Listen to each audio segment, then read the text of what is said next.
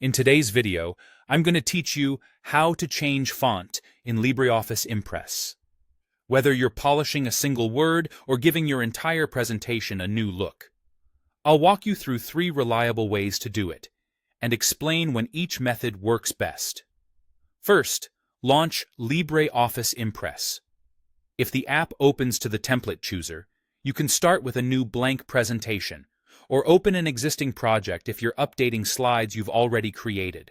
Either way, make sure you have a slide with a text box ready to edit. The quickest way to adjust a specific word or a single text box is right from the text formatting bar at the top. Click inside a text box and select the exact text you want to change. If you want the whole text box to use the same font, select all the text in that box.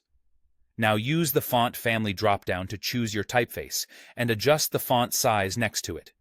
You can also toggle bold, italics, or underline here. Keep an eye on the slide as you make changes. This is a live preview, so you'll see results immediately. If your selection is small, zoom in a bit so you don't miss subtle changes.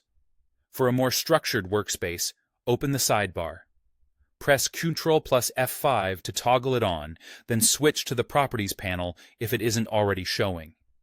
With your text selected, you'll find options for font family, size, and style right there. The benefit of the sidebar is that it keeps formatting options visible while you work, so you can make consistent changes across multiple text boxes without bouncing back to menus. This is especially helpful when you're dialing in a cohesive look for titles, subtitles, and body text. When you need precise control or additional effects, go through the menu for the full character dialog. With your text selected, go to Format, then Character.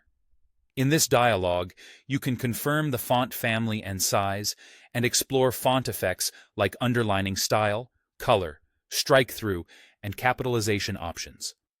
The preview area helps you verify the result before committing. When everything looks right, click OK to apply your changes to the selected text.